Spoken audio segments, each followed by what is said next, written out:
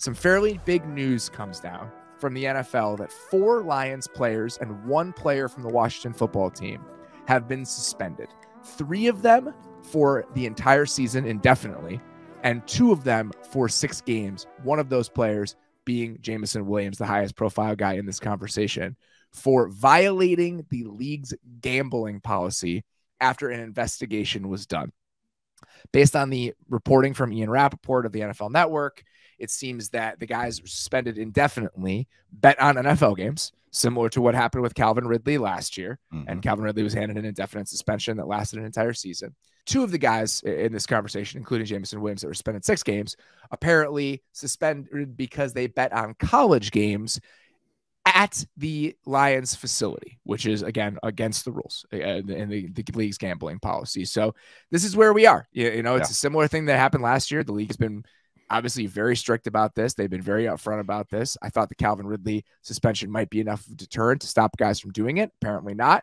And with the Williams thing, this is a wrinkle in the process and a wrinkle in the policy where you can still get dinged for it even if you're not betting on NFL games. The league is not messing around with this, is my takeaway from this entire thing. As they shouldn't be. This is, I hate using this term, but it's a slippery slope. And the Calvin Ridley one, I thought was, like you said, I thought that would have been a great deterrent. Oh, wow. Former first-round pick, like, oh my God, they slapped it, no problem. 1 year, well, it was indefinite and turned into a year. That's still, pretty big slap. Huge suspension. My entire season.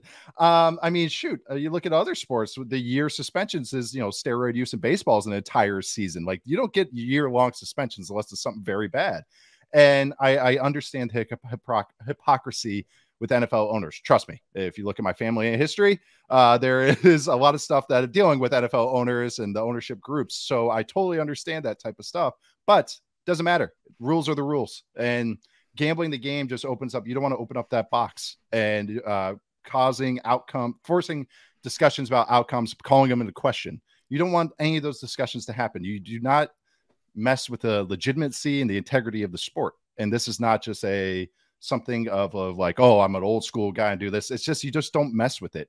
There's so many rules that are in place because of this, because of what could the possible ramifications that can happen. You never know if a guy is betting a player prop on himself to be under receiving yards. You don't know if a guy he's bet on the outcome of the game and it's his team losing. And it's like, oh, well, no team would do that. The guy gets paid enough. What if you're an undrafted free agent that's on basically a week-to-week paycheck? So if someone told me to take a dive, again, these are all hypotheticals, but I could see it. Like, this is not like outlandish to talk about. But I just, you don't mess with this. These are the rules. There are plenty of rules. Like when I was in the league, even before that, is you couldn't even be seen in a sports book. Like you don't, and yes, the sports betting has changed throughout the country, and I'm all for it. I like gambling on sports now that I'm outside of the NFL. But that's the thing. It's like when you're in it, that is your job, and you have to follow the rules of your job. And you can't bet on sports, or bet on the NFL, I should say. You can't bet on your own team, especially. You can't bet in the team facility. You're not even supposed to be looking at fantasy sports when you're inside the facility. Like that's fantasy sports. There's a limit on how much you can win if you're in a fantasy sports league. Only like $250 can be the total prizes. It's either $250 or $500. But just saying is that they do not mess with this stuff because it can cause the questions the integrity and the outcome of games. So I know it's tough. I know it's harsh, but I don't know. I just think that it's not worth the downside is not worth it because of what can happen. The NFL stuff, betting on the NFL, like that to me is just, it's a no-brainer. Like with the slippery slope thing is exactly right. And I know the league is doing everything they can to make sure that the integrity of those games is not called into question. Yeah. And whatever you think about, if, like you said, if that's hypocritical because there are sports books at NFL stadiums now and all that other stuff, understandable, but they cannot let that happen. So those year-long suspensions, we talked about this with the Ridley thing. Those are the rules. The betting on college games in the facility, of course, that's silly.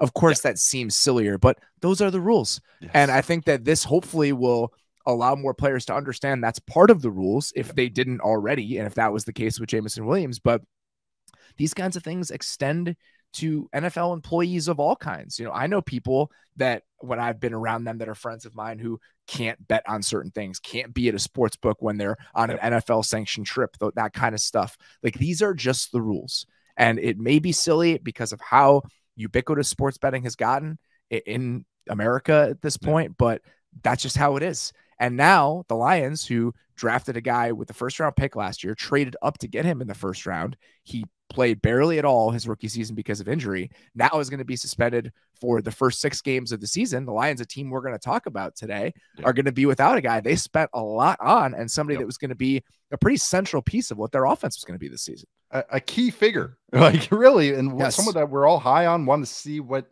he can do for that offense, and the pairings, the synergy he has with the other pass catchers with the Lions. I know that's what's really disappointing, because I was excited to see him healthy, because he's an exciting player. He's a very fun, exciting player. I also want to say, you're talking about NFL employees like can't be seen, the sports book and everything and all that. Like even employees that work here in Vegas. I know friends that work at various casinos, but someone that works at Caesars, let's say they work at a restaurant, Caesars, they can't bet at Caesars. Like they can't, like that's the rules. Oh, well, I work at a casino and I can't bet. Yeah, that's the rules. That's how it works. And so, sorry, I just want to give another kind of, it's not just sports that do this. It's the literal betting operations that happen, that go around. But this does suck, because like Quintez Cephas, has been kind of like a Wisconsin guy that I've always kind of I liked, and I thought that he have a chance to be like a number 4 in this league, and that sucks for him and what's going to happen for his career most likely. But especially with Jameson Williams, though, because this was supposed to be where he emerged.